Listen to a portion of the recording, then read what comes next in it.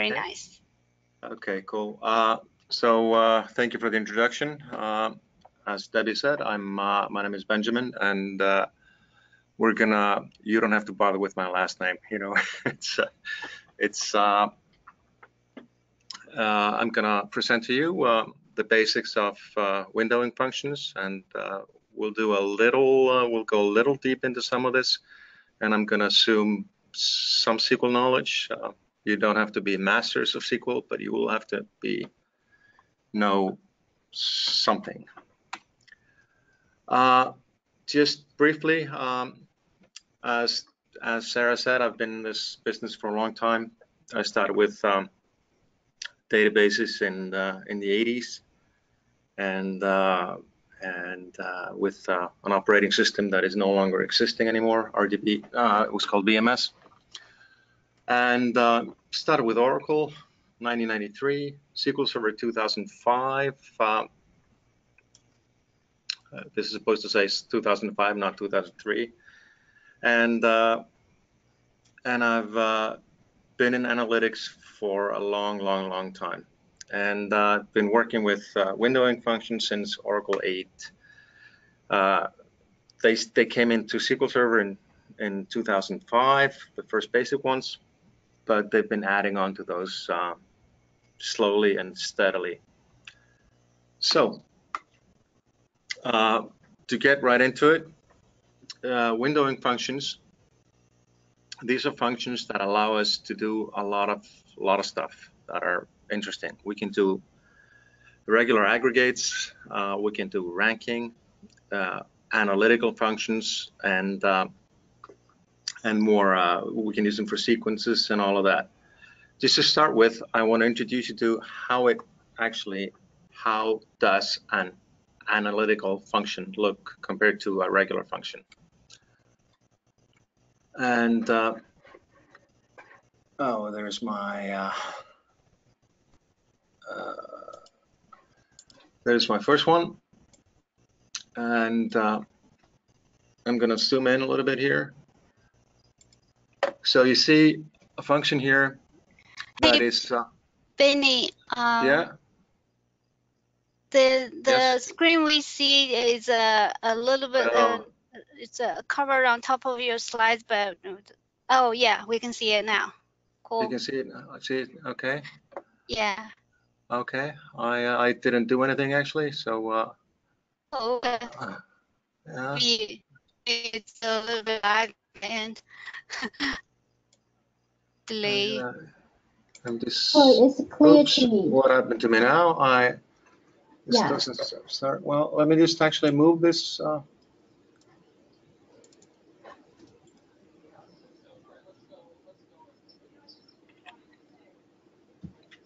I'm just. By the way, Benny, can you move in? Sorry. Can you zoom in a little bit? Zoom. Yeah. I zoom in. I'll zoom in. So yeah. What I'm just going to start with is showing you the data that we're working with, and there's nothing particular about it. We're going to be working with two tables. One is going to be called customers, and one is going to be called calendar. And you can see examples of the data. Here's the calendar table. It's just a regular calendar table here. And these are just the first 10 lines of each tables. And here we have the customer table. And it just basically what we're looking at is a list of names in cities and regions that have some income. And this is what this is the data that we're gonna be looking at, just that we know what we're gonna be dealing with. Just created all the data, and I'm looking for my first demo here. And I'm going to run this query, and I'm going to zoom in just after it. Can you zoom in a little? I just zoomed in. Do you want more zoom? Oh, maybe this. Maybe my. Yeah, it's much better. No. Okay. Now it's come back to the normal. Okay. Yeah. Yeah, I can see it now. Okay, like that. So this is a query with window functions. A window function is defined by this class here called over, and it all has this class here over. So you can see, for example, you have a count star, which you recognize as an aggregate function, but there is no group by here. You can see there is no group by. I'm still using count. And if you look at down here, I'm getting the total count of this query, 3,591, without using any aggregate. So I can use any column, last name, first name, yearly income, city, without doing any group by. I'm not going to go into how this actually works. This is just to show you what I mean by when I say this is a windowing function. Okay, going back to the slides. And so why is it called a windowing function? That's because in each case, we're going to be using a whole data set, but using frames or windows to look into just a part of it. On this screen, we see two windows. They're defined by the city name. We can see that I have here the rank of income. For example, the top line, the top two lines, they're number one in terms of salary. They have the highest salary. You don't see the salary on screen, but they have the highest salary. They're both number one. The next one is number 3, 4, and 5. Then we start ranking again down here, and we see that it's they're both number one because they have equal salaries. There's 80,000, so we see they have 40,000 each. So that's what we mean by windows. So we're going to look through the data, but at each time we'll only see a window of the data. That's where the name windowing comes from. Sometimes these are called analytical functions. Sometimes they're called something else. There's a lot of names out there, but I think people are kind of settling on you calling them windowing functions. Now, back to the statement itself. And an analytical function or window function is defined by the over class, as I said before. The over class here, as you see here, will follow the function name itself. You can see the function name, for example, row number, and sum, and rank, and first value. Don't worry, I will go over all of these, what they mean. Then you get the over class, and you will always have a parenthesis following the function. It can be empty, or it can have a value depending on the function. For example, you have to sum something. You sum the yearly income just like you do with a regular sum function. But the row number doesn't take anything, any parameters, because it's defined by the OrderBy clause. For example, we're going to look at row number defined by a particular OrderBy clause. The sum is using a partition by clause that defines the window. If there is no partition by clause, the function will apply to the whole result set. That is, there is no partition by, so the window we're looking at is the whole table or the whole query. If there is a partition by clause, that will define the window.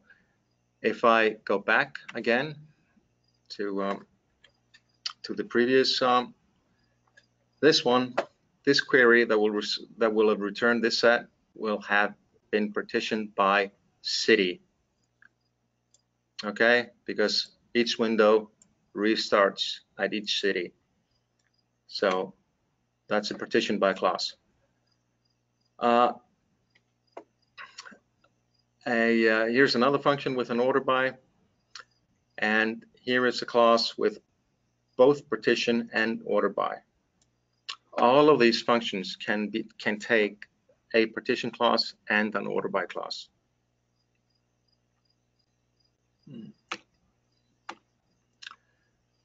Now let me just go back to the demo here, and I'm going to show you the query again. I will increase the size of this just momentarily, and I'm going to explain this to you. You see this right now? So, as I said before, when you use an over clause with no parameters, the window is a whole result set. In this case, the result set is Australia, because that's what's defined by the region here, by the word clause I was going to say. And so I take the total count of everybody in Australia. That's going to be 3,591 customers in Australia. If I then have a row number that is ordered by yearly income and last name. So I'm going to call this column row num. As you can see below here, row num is 1, then 2, then 3, then 4, and 5, etc. So row num doesn't have to follow the order by of,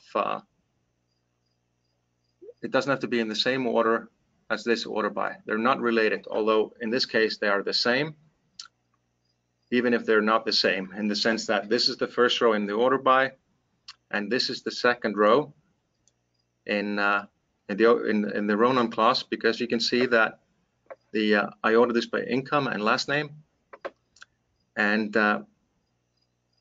so we do income, and we do income and last name. It's so this is the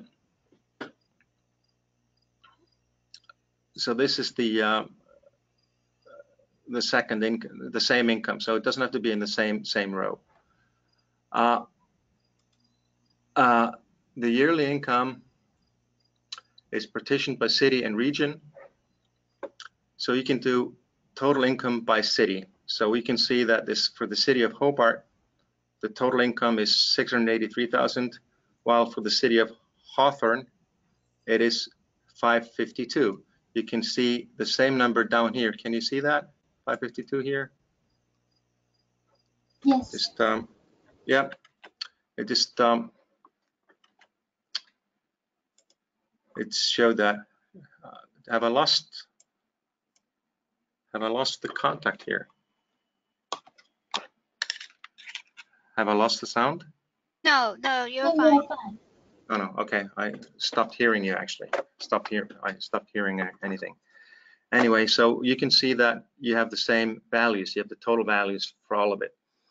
Now the functions are limited to selects. So I cannot do this, for example.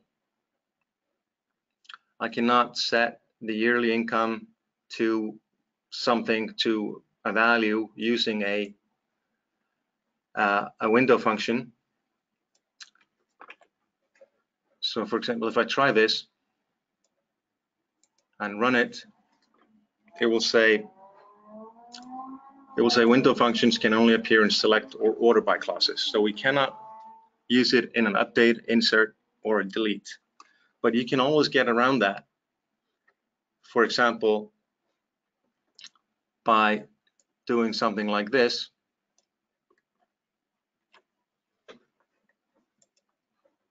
You have a query.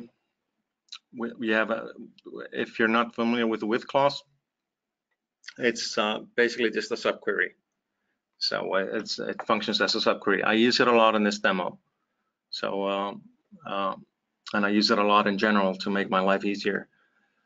So you create a subquery and then you update that subquery. So in fact, we can run these within. We can update, we can delete, we can insert. We just have to work around it a little bit. For example, if I would run this, I'm going to execute it, and no problem. It says here that so many rows are updated, and I'm just going to roll it back. Now, there is some. You can do a lot of neat stuff with those functions. The sum, again. Hey, Benny, sorry to interrupt. Yeah. If you can click there's 100% on here.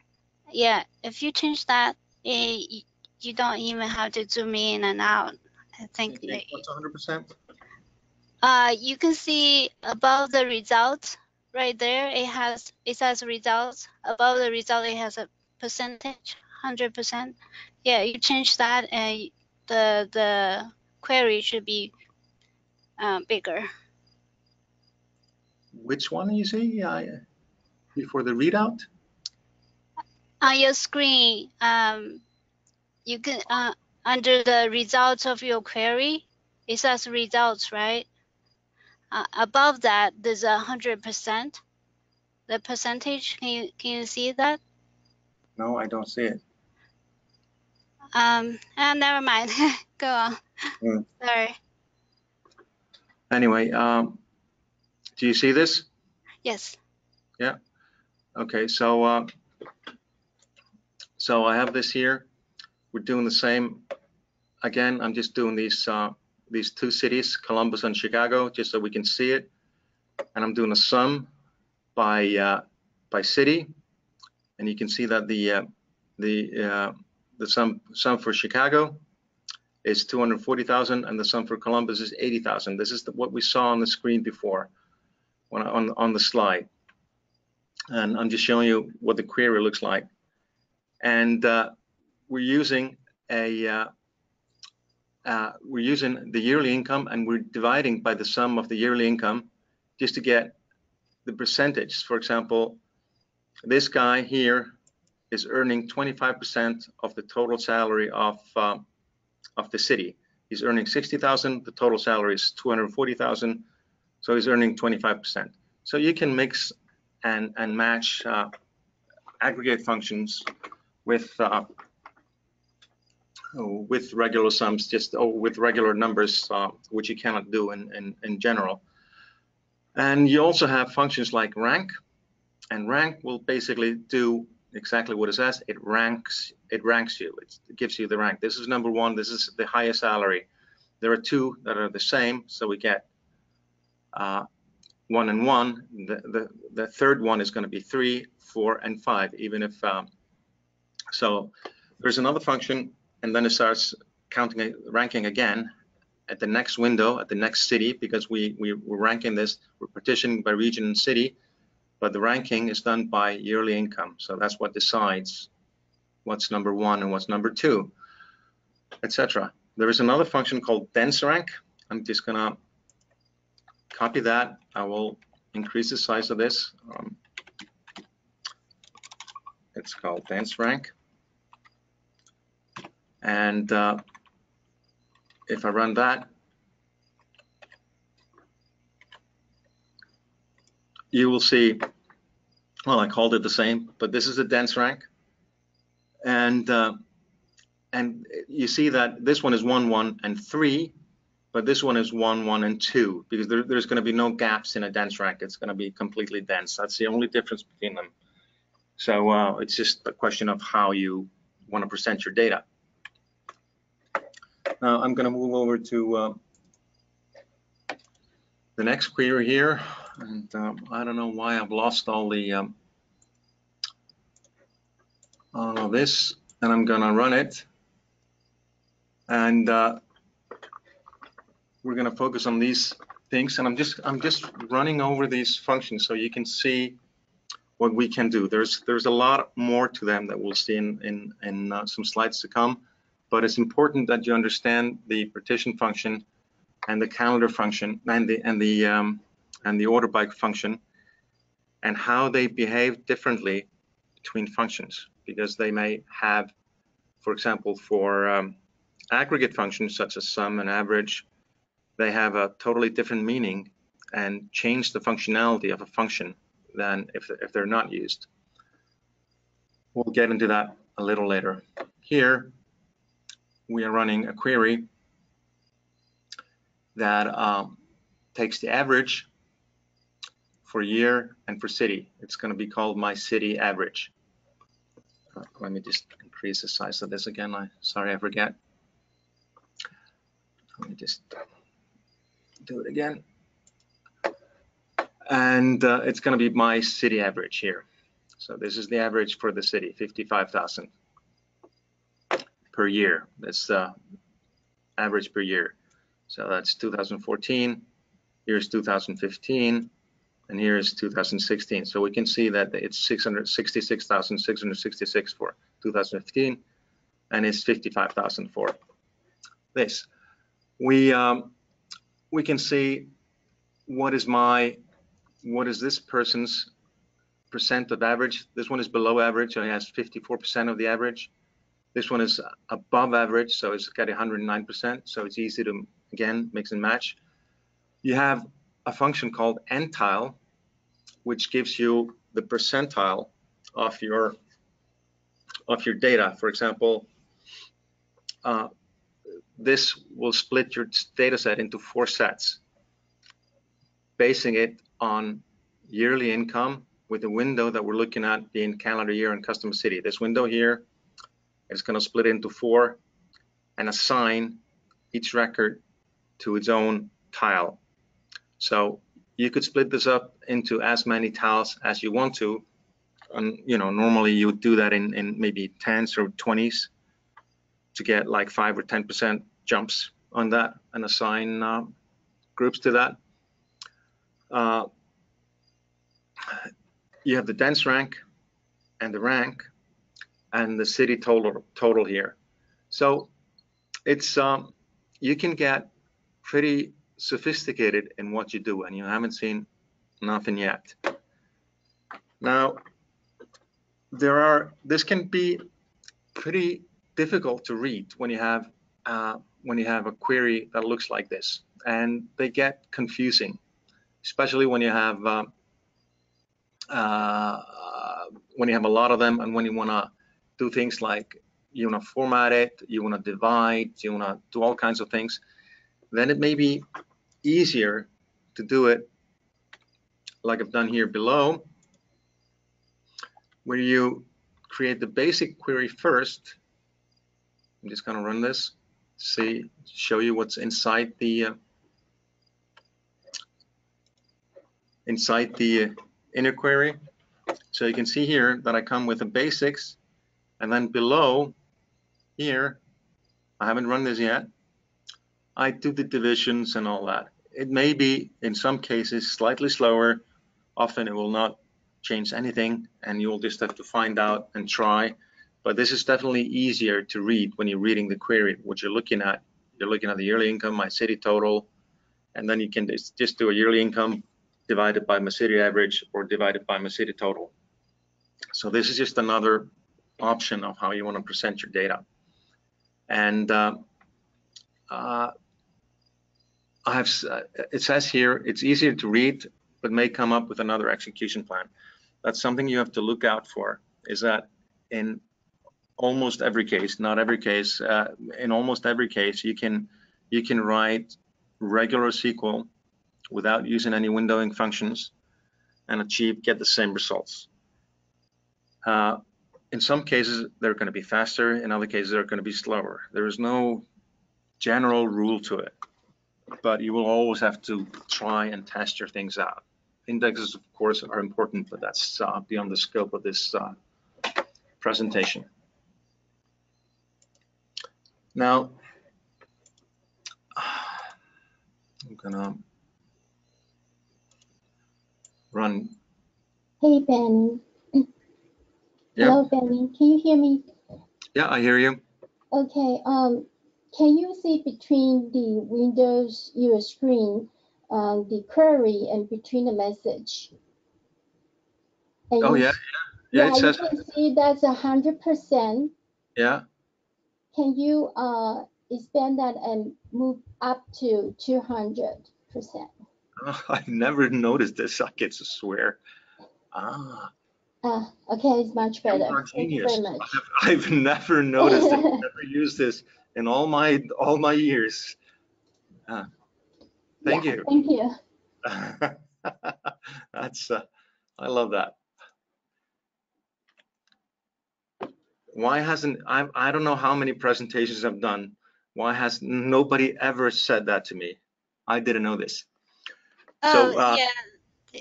The issue is that you can see the query better, but the result is still yeah, smaller. So I can yeah. see that. We'll zoom into that. But this is important anyway to actually to just look at the query first, because here we're going to start looking at the order by and see how it changes the functionality of a query. So in this case, I'm not gonna zoom into the results yet, but in this case, we're running a regular query. We're doing a tile, and all of these are partitioned by city because I've already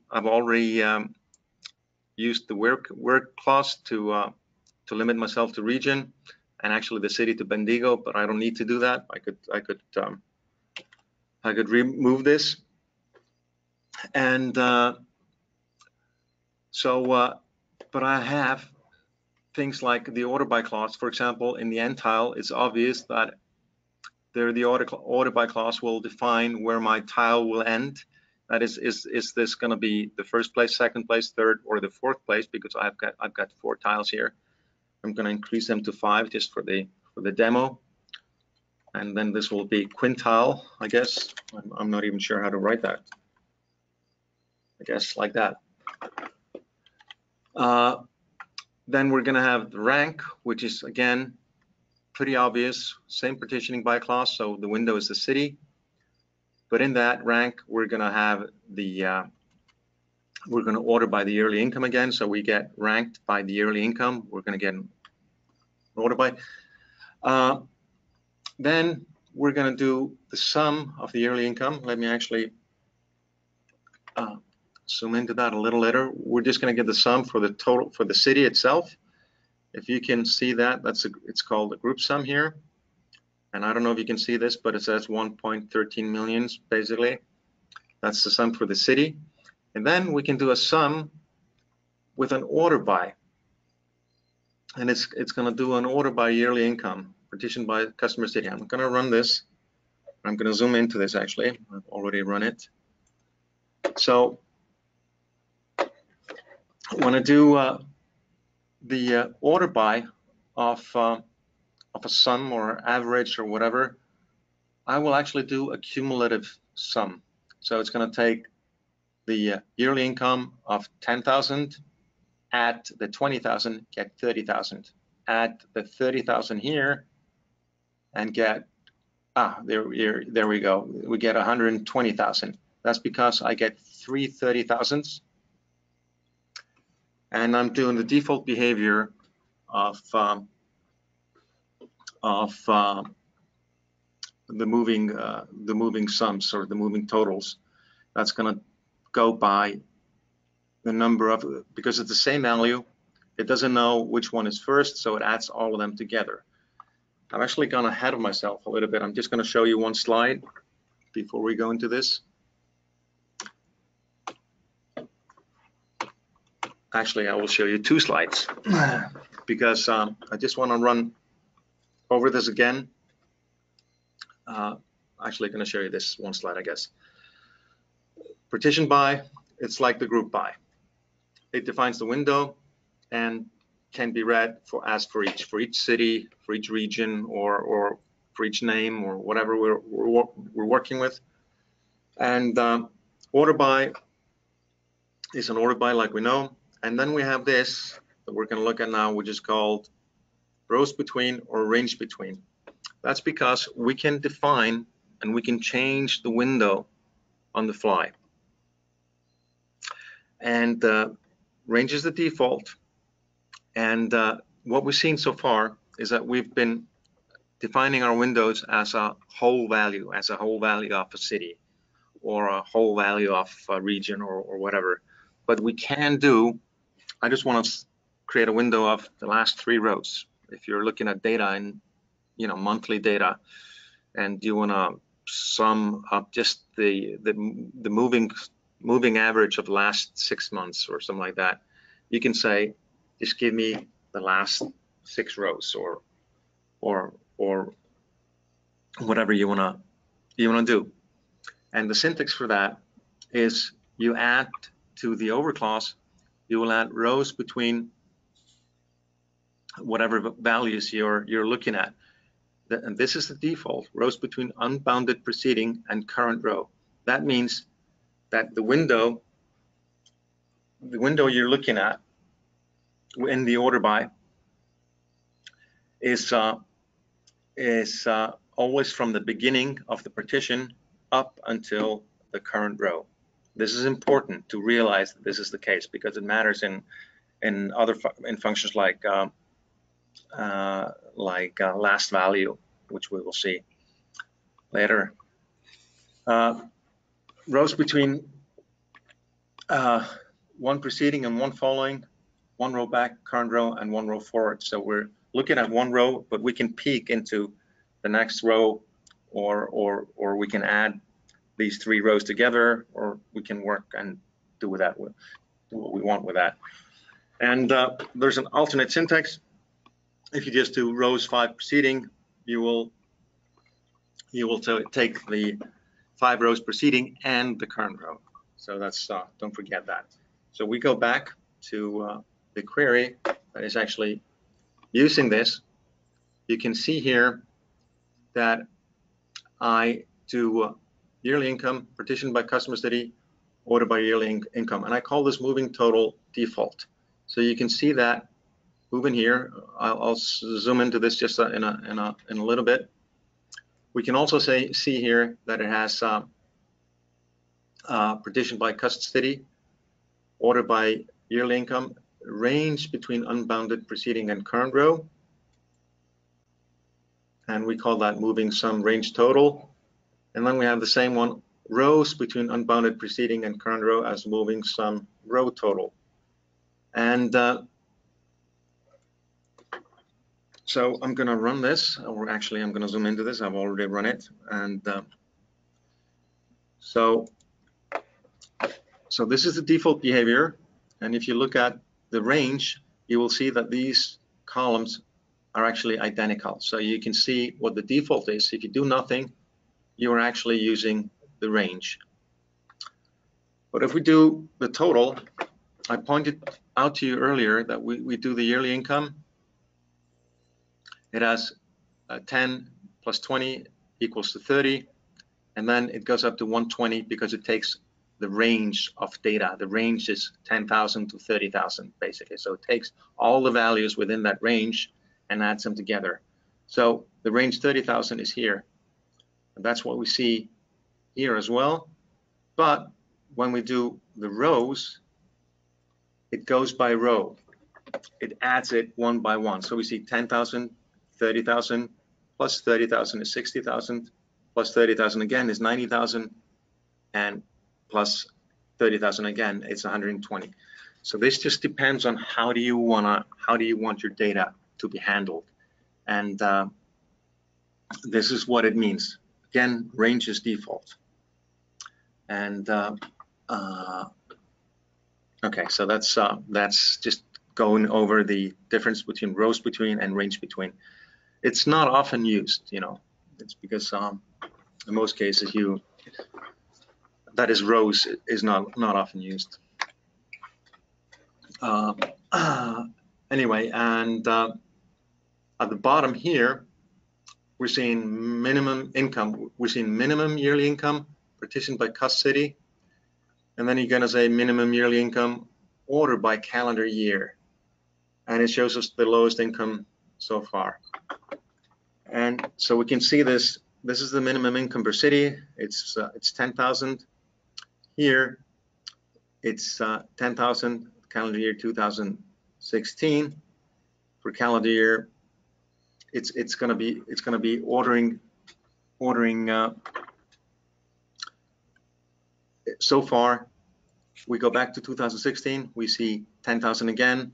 We go 2016. We see 10,000 again.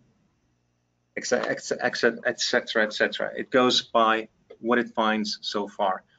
The min and the max, I've never ever used them like that, but I'm just trying to show the potential. I can't actually think of when I would use that, but I probably will eventually, just because I said this. Now, let me just go up here, and we will run another query, and it shows us again, it's a lot of the same stuff as we saw so far, but here we are seeing the range or the rows between unbounded preceding and current row, and rows between 2 preceding and 2 following. So if we, for example,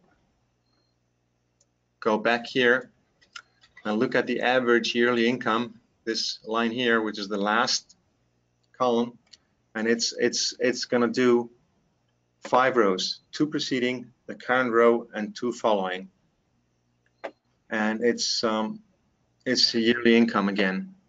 And let me just do an order by yearly income so we see it actually.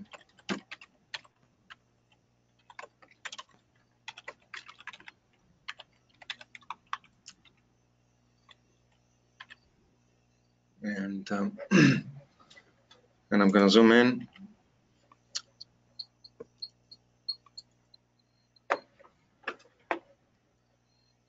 Look at it, and we're gonna there's going to be there's going to be let me move down here. This is confusing because it tries to take the previous ones and the left and the next one. If we go in here, we will see, for example, that why am I seeing this? Region equals addition by cost city. Okay, I see. I have to change my order by. That's why this wasn't seeing this correctly. City, comma, yearly income. It's the same result, just in a different order, so that I can see it better. So we go just in here, for example, this number here will be the total of, or the average of, am I in the right, this, no, of these 6 numbers, 1, 2, 3, 4, 5, 6. So this is going to be average of these numbers here. So it's going to be taking the number of rows. So you can do a moving average. If you're looking at monthly data, you can do a moving average of last 5 months or whatever you want to do. So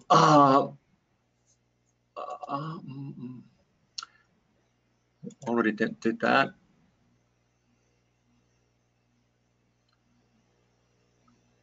So here, I'm gonna skip this one actually because I will do something on this. I'm gonna do the group by. You can use this these windowing functions as well with regular aggregates. So let's say you have a query like this one, just a normal query. There is nothing particular about it. It's a group by. There's a count. There's a sum, and it will show us that count per region, per income. But let's say that we want to see all of this here, but we also want to see the total. Can you zoom in a little? Yeah, sorry. Sorry. Okay. Yeah. Thank you. So, yeah, that's you see this whole thing now. Yes. Let's say we want to see all this data, but we also want to see the total count, and we also want to see the total income, and we've already done a group by. Now, you can still work on that. There are some things that you have to be aware of. For example, if I run an aggregate query or an aggregate query with these, I will I will see some funny syntax, because here I'm doing a group by, but I'm also doing the windowing functions. So I do group by region, I do regular count, I do a regular sum, and then I do the sum of the sum. That's what I do, of the yearly income, to get the total income. So that's the syntax of it. And it's a little bit confusing that at first, when I was doing this, I would try to put the parenthesis here and close it over here. So, but it's not like that. It's just a sum of a sum, and the parenthesis closes here. So it's just something that you have to be aware of, that the parenthesis closes around the function name itself. So we can also do a count of a count, which would just give us a wrong number, because it will just give us, in this case, 6 lines. It would give us number 6. Because what we really want to do is we want to sum this up to get the count. So we do a sum of the count to get the total count. And notice how I use the over clause with nothing in it, and then it works on the whole data set. And so I'm just going to run this so we see it run. And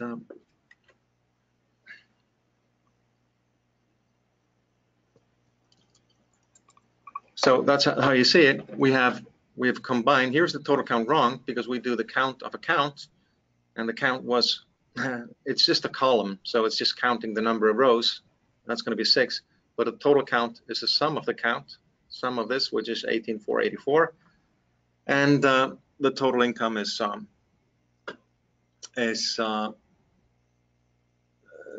this here. And then I do a sum of yearly income, and I partition it by region. I don't know why I called it same as sum. This is probably some copy paste error here, but never mind that. I also want to show you, just because it's new in 2017, it's kind of a nice function called string ag. Those that have used Oracle will know it as list ag, but it's basically just it's an aggregate function. It's not a windowing function. It will be, but it's not yet a windowing function. It allows you to aggregate strings. You know what we've had to do with XML and all kinds of funky stuff before. So now there's a nice way, a short way of doing this. For example, I'm aggregating all the last names and first names. I'm putting a semicolon between them and just returning this as one string. And I'm grouping this by city. So I'm seeing all the names in the city of Bendigo in one line, all the names of city of Brisbane in one line. This can come in very, very handy. Now I will spare it. What you have to be aware of with this function is that it can, I don't know if you see this. Let's see. It says here, the string aggregation result exceeds the limit of 8,000 bytes. So if your data type is varchar 500 or 200 or 100 or something, the return type will be varchar 8000. Now, the way around that is to convert it to either varchar or nvarchar max, and then you can run your query. You see, we have no problem returning strings that are length 46,000 or 108,000 in this case. So it's just this is a side note that I ran into.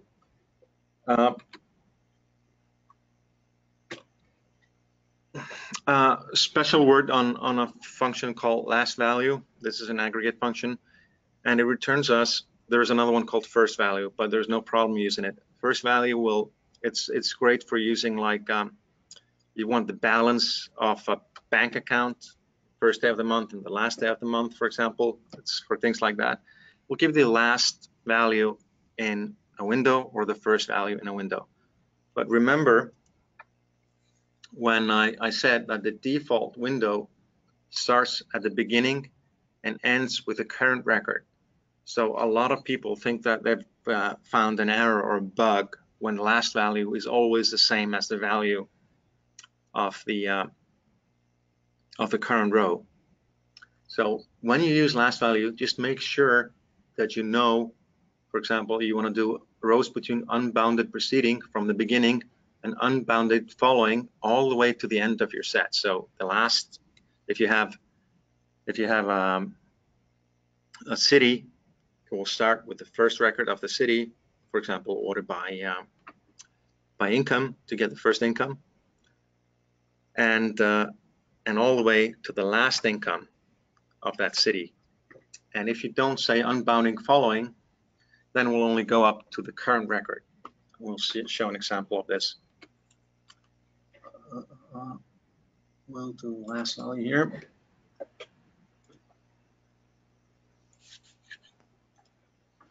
And again, I'm gonna run this. And here, I'm doing a last value of birth date. I'm getting the youngest person, or the oldest person, I guess. The last birthday, order by birthday. This is going to be always equal to the current value because there is nothing here that says unbounded following. So if you look at this one, it's always going to be the same as the actual birthday because our window will start here and find the last value in the window that reaches from here to here. When we are looking at this record, it's going to find the last value from this record to this record. Can you blow it up a little? I realized as soon as I was doing this, so keep forgetting those things. So what I'm saying is that the window, if we are currently at this record, our default window is going to be from here to here. So the last value in this window is going to be this value, which is the same as this one. So we have to, when we look at this, we have to say rows between unbounded preceding and unbounded following if we want to, let me just change this so we see. I'm just going to limit this to one city. So hopefully it fits on one window. So this is going to be the current. This is going to be the current value, always the same, equal to current value. But here we're going to see the youngest one in the group, and that's the one with the highest birthday. And if we go through this, we should see 1986. That's this one here. So we'll actually go through the whole thing and find the youngest one. And we can also. Benny, sorry, can you zoom in a little? So it's kind of hard to see. Yeah, thank you. Okay. And so we found the youngest one here because it's the last value of our window. We go back to our query here. We can see that we're looking at the last value for the birth date and rows between unbounded preceding and unbounded following, meaning that we're looking at the whole data set here and we find the last value in that data set based on that order by clause, based on the birth date. So the last value here is going to be 1986. That's the one that shows up here. We can also say, what is the salary of the youngest one? What is the salary of this person? We know it here, we see it, it's 40,000. That's also what it says here. That's because we're doing the last value of the yearly income, but with the same partitioning, order by, and rows between clause. So we can get whatever value we like from that last value. So this is great for using. Just be aware to be exactly sure what you want to reach and use that rows between unbounded preceding and unbounded following. There is some there is a lot of those functions. I'm not covering all of them. I want to point out to you the percent rank. I've already mentioned rank, given you the rank. It's 1, 2, 6, 7, 8, 10, 11, and all that. This is not the dense rank, but you can also get the percent rank. Say this is in the top 10% or bottom 10%. I was going to say this is the top 100%. It's the highest salary, so it's in the top 100%. So these are pretty powerful functions that we have here. So that was my last value. And then what is probably used the most is the lag and lead functions. The lag functions and the lead functions will allow us to peek into the previous or the next record. So, for example, lead yearly income, I'm going to look at the next yearly income as defined by birth date. So in this case, I'm doing the order by birth date. Again, this order by has nothing to do with this order by. It's just so that we can see the data. Now, as it looks, so I'm looking at yearly income here, birth date, and the next income is 60,000. We can see that here. You cannot see that here because I haven't zoomed in.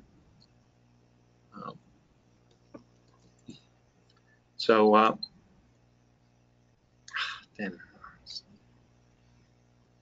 So you can see here that the next income there is 60,000, and if we keep moving, you will see that the next income for this is 60,000 again, and the next income for this is 50,000. So we can see that we can peek into the next row.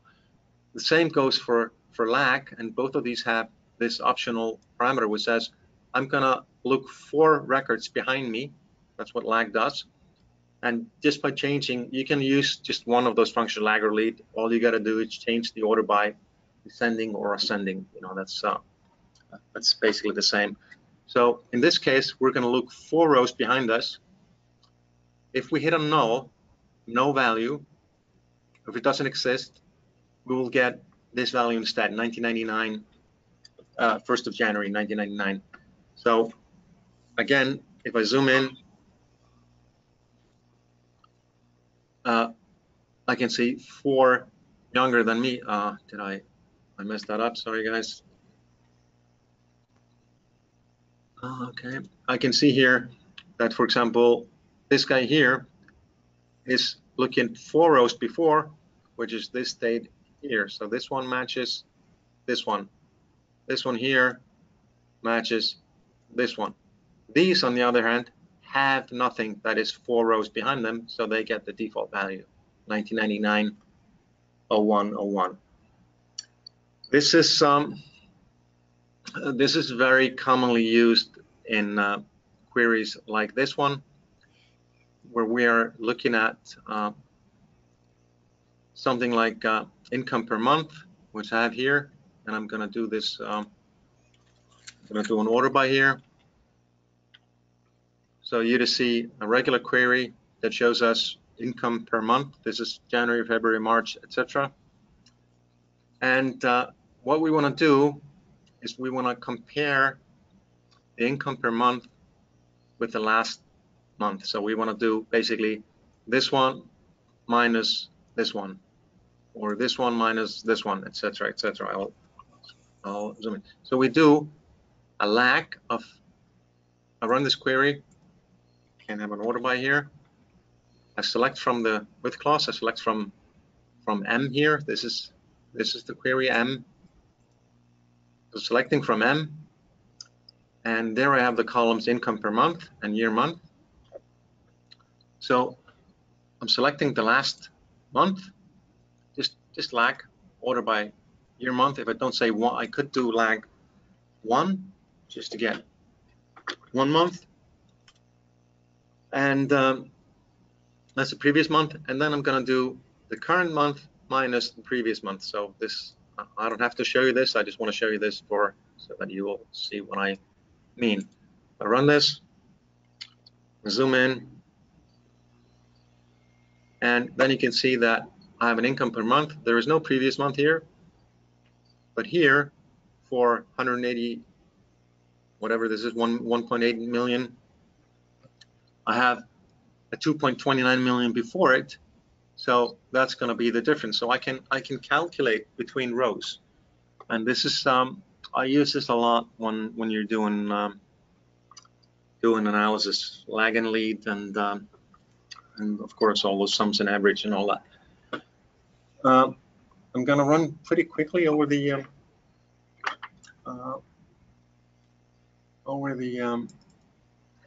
rest, because aren't we kind of tough on time? No, probably not. We probably have half an hour left. So here you have the percentile, continuous and discontinuous, and basically what this is giving us the median, and the median can be either continuous or discontinuous, because we say median because I take exactly half, 0.0, and I want to point this out to you within group. I will mention that just a little bit later. This is another addition. It just says within this group that we're looking at, order by yearly income, and what it does, it takes the median, and what the median does, well, you know what a median is. If it's a value in the middle, the only difference between continuous and discontinuous is that discontinuous will take, if there's 2 values in the middle, let's say you have 5 values. If you have 5 values, there's just 1 value in the middle, and then discontinuous will take just one of the, well, if there are 4 values, there are 2 values in the middle. That's what I was going to say. So then this one will, for example, take the median of, what are we looking at here? Sorry. Hi, Danny. Can you zoom in? Yes. Sorry. Thank you. Yeah. So basically, the difference between discontinuous and continuous is that the continuous will take the middle 2 values and divide them by 2. The other one will just pick the lower value. That's how it works. But it's if you're into that, you will already know that if you're using this. This is like more like data scientist. But the within group is interesting because it's only used within the this function, and again, the string ag, which is not exactly a windowing function, but will be because other databases have it as windowing functions. So I'm sure Microsoft will do the same thing. You can see here that you can use the within group order by first name. This means that the last name here is ordered by first name. Let me just say order by last name. So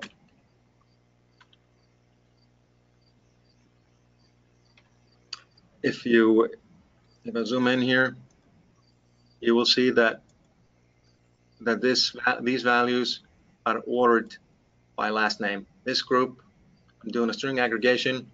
Within that aggregation, order it by last name. That's what it means. That's the within group.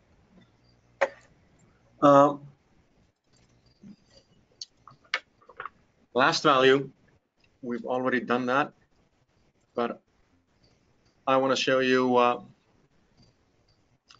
the use of windowing functions for sequences. If sequence, for those that are not familiar with it, are just constructs that give you an increasing value. For example, I've just created a sequence that starts with 1 and increments by 1. Then I select from it 5 times, and you see that each time I select it, I don't know if you see this, but it says 1, 2, 3, 4, and 5 because I selected 5 times from it. And if I run, for example, this query here, I'm selecting the last name and the next value for the sequence. I'm going to call it row number. It will start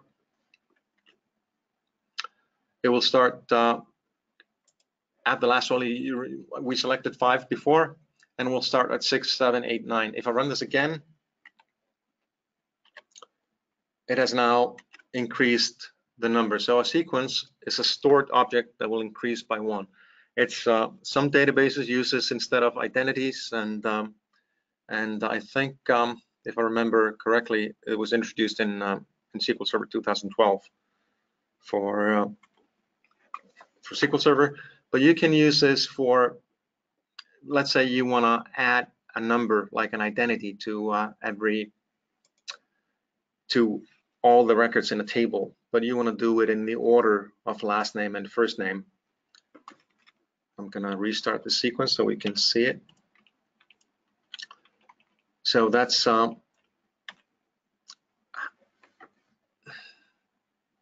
do it order by last name, first name. Let me do this here. I'm going to do this again, sorry.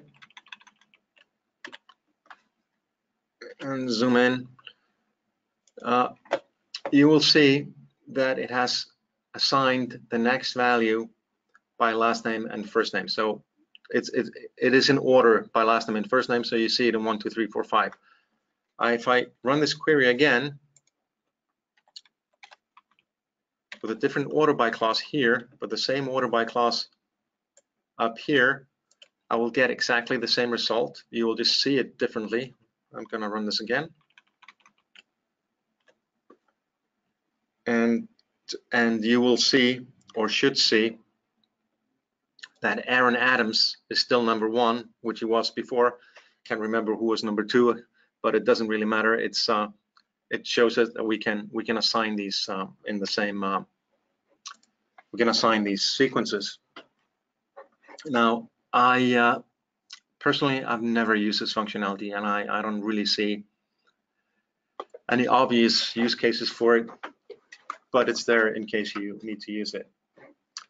Now, the last things I want to do is I want to show you how you can use these functions, the aggregate functions, for common problems, like, for example, deleting duplicates. So I'm gonna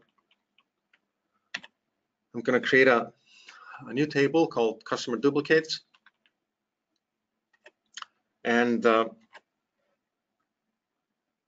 you will see here that I will have a duplicate. These 2 rows look exactly the same. These 2 exactly the same. Every 2 rows looks exactly the same. So I want to throw away one of them. And this would be really hard to do, you know, and you will have to do it manually, or you would have to create another table, select all the records into it, and drop the original one, or do whatever you want to do, or do some really fancy SQL.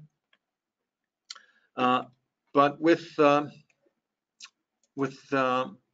these, what we want to do though, if we do this, if we think about it, all we want to do is we want to delete the row number 2 in each case.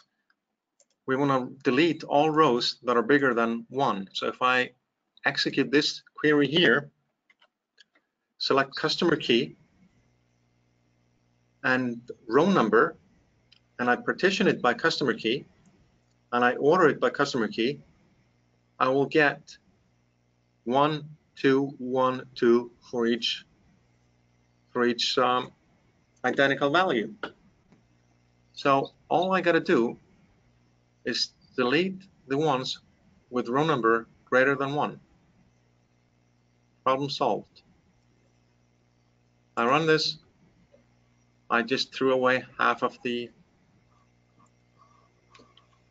data, and if you can see now, we only have 1 of each.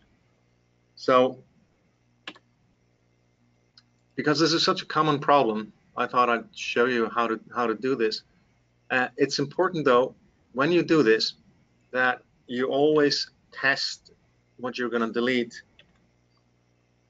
with a select, and I often join to customer or to the table that I'm actually deleting from, just while I'm taking a look at. Actually, there's nothing here because I just dropped it. Let me just reinsert it. So it's very important that you actually take a look at what you are deleting. These would be the rows that I'm about to delete. You see they have row number 2. So we can safely go ahead and delete them. Just make sure, because it's easy. If you know, make sure that you're deleting from the dupes. You're not deleting from some other table that you've joined to, or just be careful about these things. That's all I'm saying. Second thing is finding gaps, and this would be common with, for example, you're looking at missing dates or missing values, or you have some gaps that you want to find, and I'm just going to create a table, and I'm just going to show you what it contains. It's a table of just, if you can't read this, it just says 1, 2, 3, 4, 5. That's all there is in the table. It's just one row that says 1, 2, 3, 4, 5 up to 1,000. Here, I'm going to delete 10% of the data, so I'm going to delete every 10th row. So we will look at gaps again, and I'm going to zoom in, and then you will see that row 10, for example, is missing. Here's 9 and 11, and 19 and 20. So it's basically we just deleted every 10th row. And what I'm going to do is I will show you this first. The inner query is I will find the gaps by looking at the column, the row number column, and I'm going to look at the next column, which is column number 2, and I'm going to take the difference between the two. So 2 minus 1 is 1, 3 minus 2 is 1, and 4 minus 3, etc. Except when we get here, we go to, suddenly we get 11 minus 9 equals 2. So all we got to do to find our gaps in the sequence is running this and say where difference is not equal to 1. So we get all our rows with gaps. That's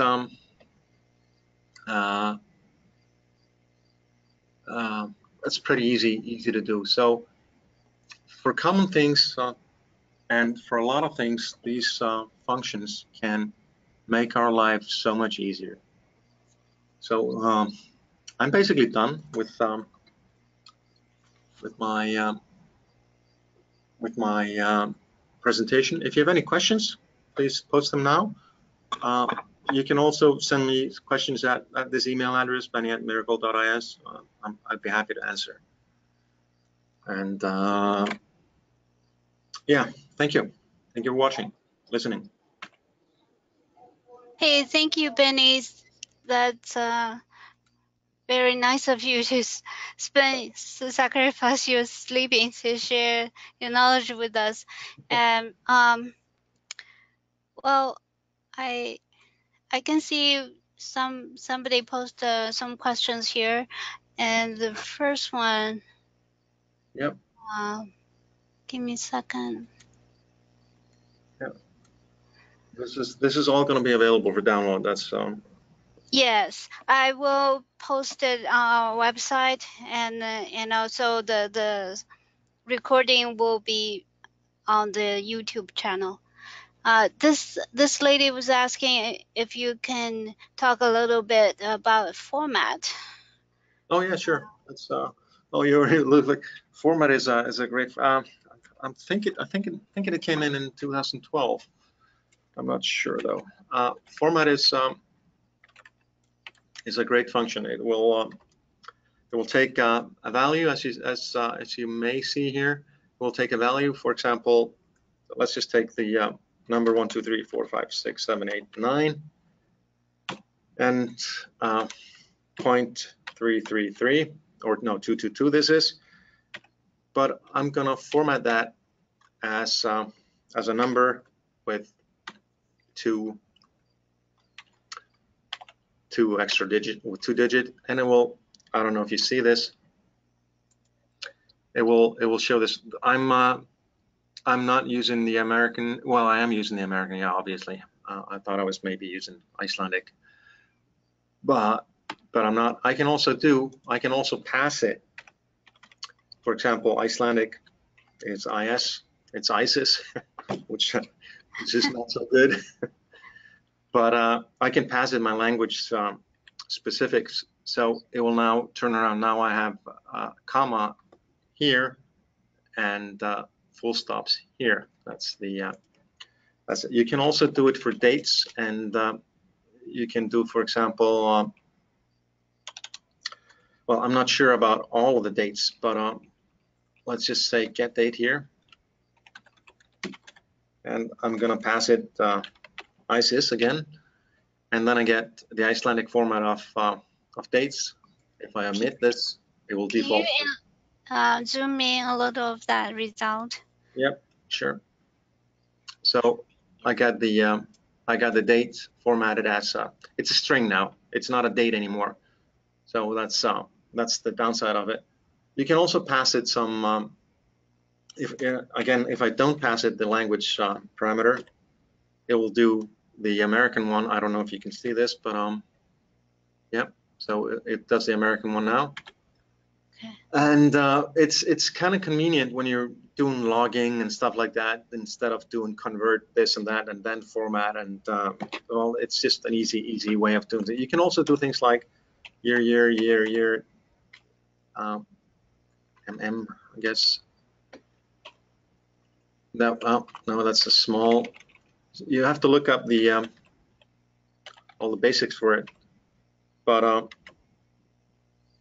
it's case sensitive. So upper Y's are not the same as lower Y's. I don't even know what upper Y's are, and but double M is like that. It's a month name, so that's also convenient. I don't know what more to say about it. Just play with it and enjoy it. It's a really nice addition. I use it a lot. Yeah, just follow her question. Between format and convert, yeah. Performance-wise, are they the same? Well, format will always return you a string. It's not convert. It's not convert. Performance-wise for format and convert, I would assume, I don't know, I haven't tested it, but I would assume convert would be faster, much faster probably, because it doesn't have to actually parse so much, and it's probably been optimized to hell, you know. So but, even yeah. Okay, so when you use a format with numbers, it still return as a string, right? Yeah, it's a string. So everything that formats returns is a string. Convert, you can convert you can convert a string to a date with convert. You cannot do that with format. You will always get a string. It's for formatting strings. That's what it is used for. But it can also format numbers. But it will always return you a string. So the next question is, couldn't you use a max for last value, unbound preceding and unbound following? Well, you couldn't use max, because you're looking at, let's just say that you have data like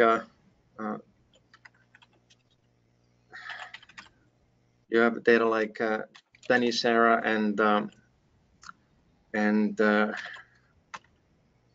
Debbie, and let's just say, for the sake of the example, that my salary is 1, her salary is 2, and Debbie's salary is 3.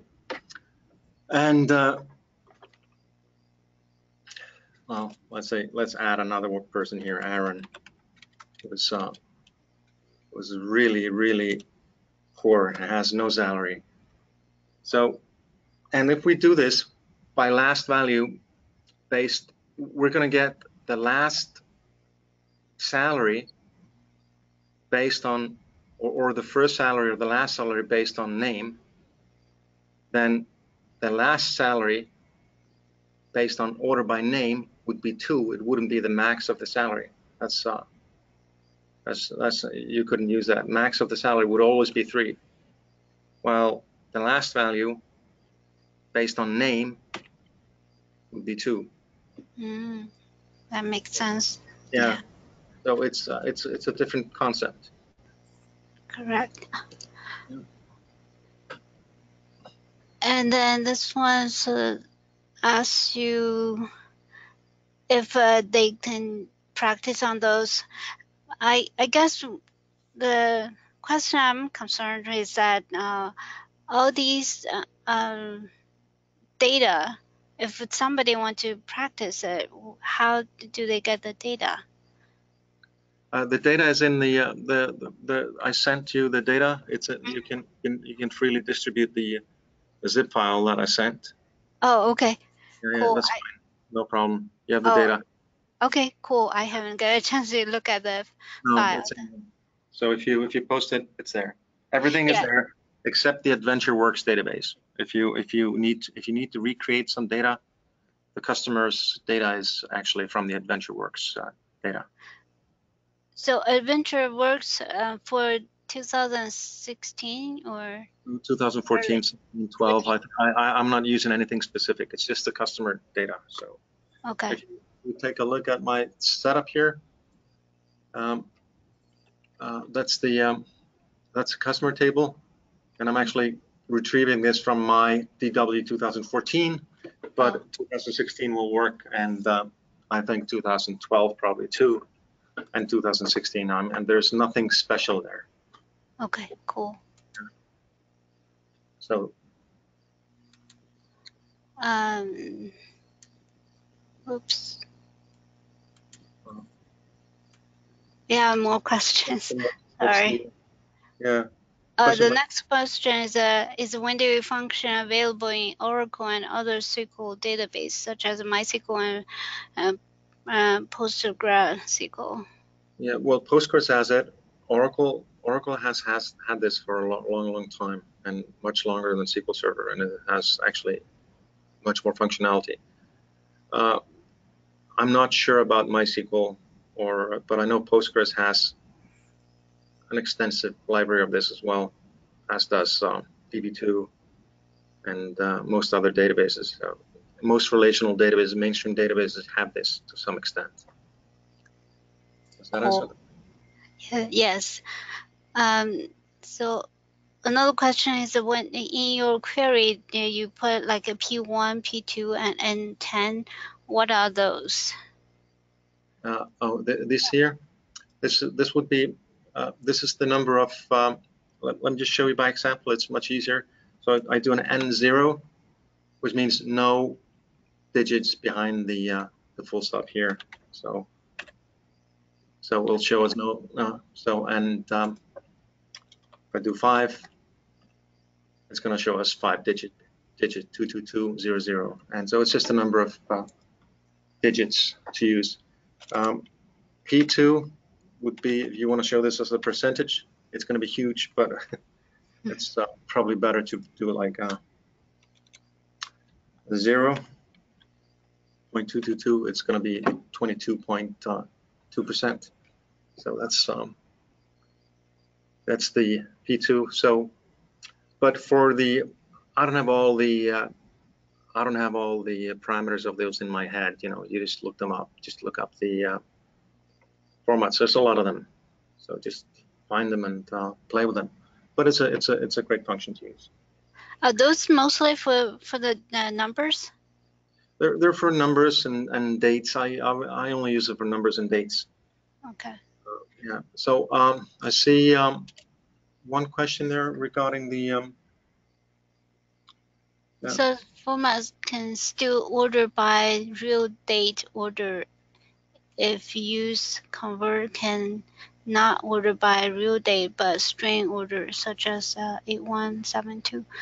I'm not quite sure about this question.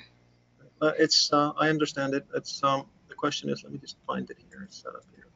So the question is basically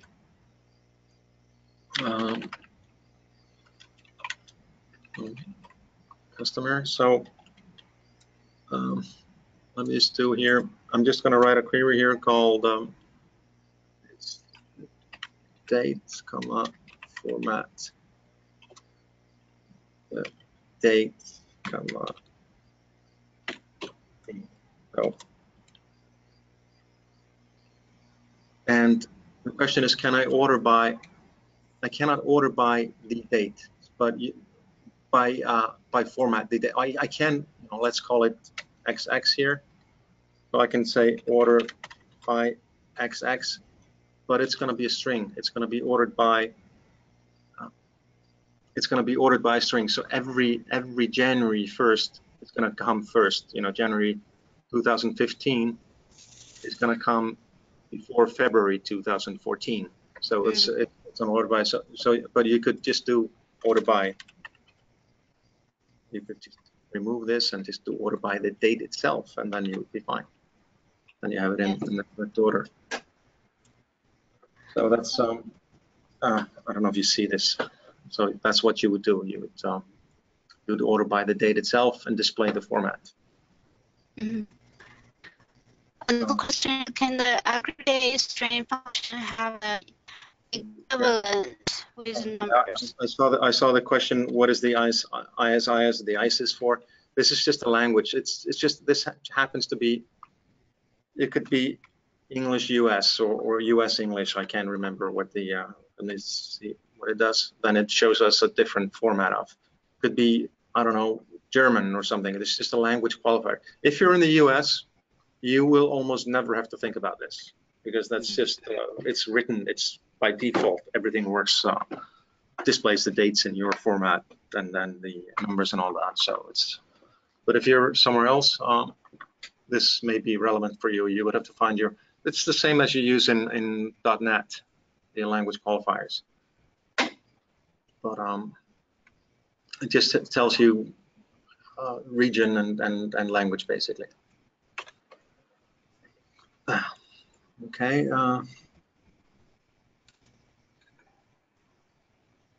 Yeah. Can you hear me? Yeah, I can hear you. Okay. I think there's a question. No, you're breaking up a little bit. It's coming the other questions, Fanny, from Alice. We have questions about, can the aggregate string function have an equivalence with numbers? Can it do numbers? Yeah, of course. But then you would just let's just take this here. Let's just take this again. Let me just find the column here. Let's just take yearly income, or let's take total children, which is a number. Now let's take yearly income. That's definitely a number. So the question is, can we aggregate using the string aggregate? You want to see the numbers, and you can. And let me actually do here a city and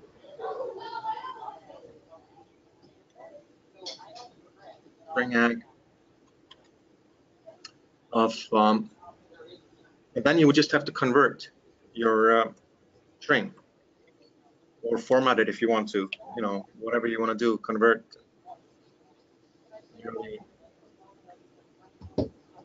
Right.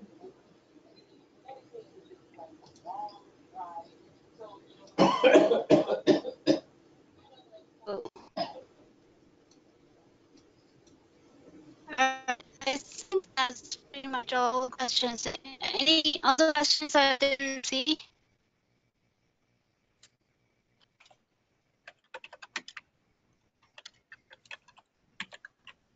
All right. Can you hear me? Yeah, I can hear you. So in this case, I've just aggregated the numbers, but you just have to convert them first to string. You could do that either by the convert function or with a format if you want this formatted nicely. Cool. can you rerun the query in your demo one? It says overview. For some reason, when I see that the result is, your first demo, you order by yearly income and last name. Can you run that one again? Was it this one? Demo one. Yeah, this is demo one. So what do you want to? Well, when you rank them, when you order by, the row number is exactly the same. But when I see the result, it seems like they're not ranked the same way. yearly income, order by income, yearly income, last name? Yes, that's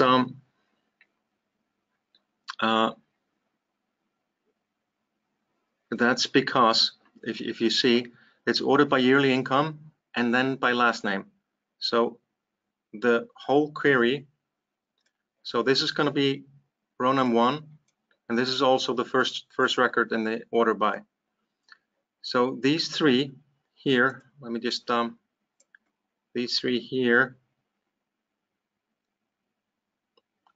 on the other hand,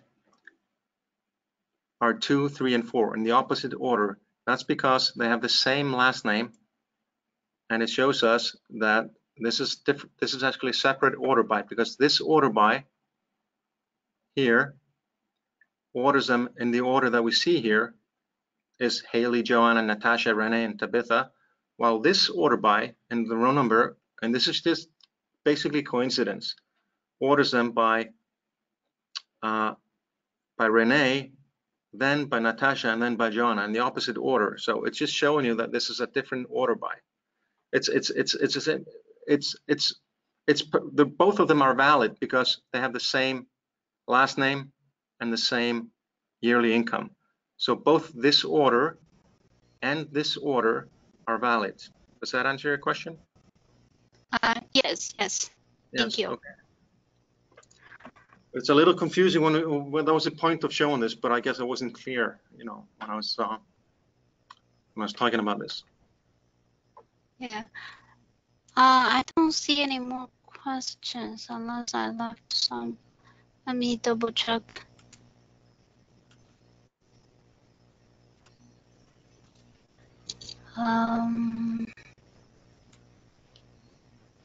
Oh, okay.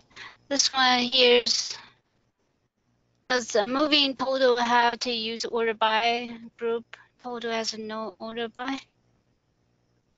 Once again? This question was like asking, does moving total have to use order by? Yes, it has to use an order by, otherwise it wouldn't know in which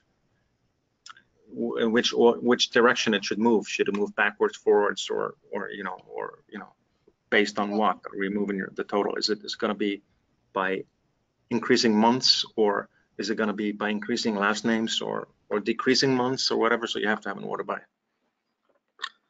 Okay. The order by does only have to be in the sum clause, though. It doesn't have to be for the whole select. If that's the question.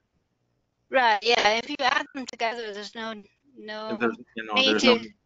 Yeah. Yeah. All the order bys of the selects themselves are just to make it easier to read. They're not necessary. Mm-hmm. So there is no connection between the two. Right. Okay, the last one is that can you illustrate using CTE content table expression to do recursive query? Okay, that's okay. We have one here actually. So what exactly do you want to see? It's a recursive query is a query that refers to itself, and if I let me unmute Alex. Alex, if you want to explain your question further, go ahead. I have unmuted you. Oh, thank you. Yes, yes. Just want to see how you would write recursive query using the common table expression. Yeah, okay. Yeah. It's we have one on the screen right now, and what it is, what defines the CT is the with statement here, and what defines a recursive query is basically you will need two selects, and the upper one is going to be the I'm not going to explain this in detail, we're way beyond scope, but it's just the upper one is going to be the root or the query that will always end here, that has an ending condition if that's the issue. Right. Yes. And the bottom one will refer to, you see it here, it's reading from the X, and it's reading row number plus 1, so it's going to read 1 to begin with, and then increase it by 1 here, so it's going to be 2, and then it will read it again, and then will be 3, and read it again until it has reached 1000, then we'll stop. So that's a recursive query. It's okay, see, I don't know if you see this error because I commented this out. The statement terminated, the maximum recursion 100 has been exhausted, but okay, you can, it only goes 100 times back on itself. You can go up, you can say option max recursion, you can allow it to go 1000 times or whatever, just use more memory. Recursion is convenient for many things, but it's almost always going to be slower than if you write your way around this. Not that you can always, or you can always do, but sometimes it's just so easy to use recursion for it. But I suggest you find some documentation online to read, because it's confusing, and I'm not going to be able to explain it like that in in a 1 or 2 minute talk. Yeah, it's pretty late, and probably 2 o'clock your time, Benny. Thank you so much for the presentation. We'll stop here so Benny can go to sleep. Yeah, if any of you have more questions, feel free to email me SaturdayNightSQL@at SQLpass.org. Then I'll forward it to Benny, or you can email Benny directly. Yep, that's no problem. Thank you. Thank you. Thank you, everybody. And Benny has shared the code slides with us. I will post them on our website, and the video will be on the YouTube channel. And I'll email you guys when it's ready. Thank you, everybody, for attending. Thank you. Bye-bye. Thank you. Bye. Bye.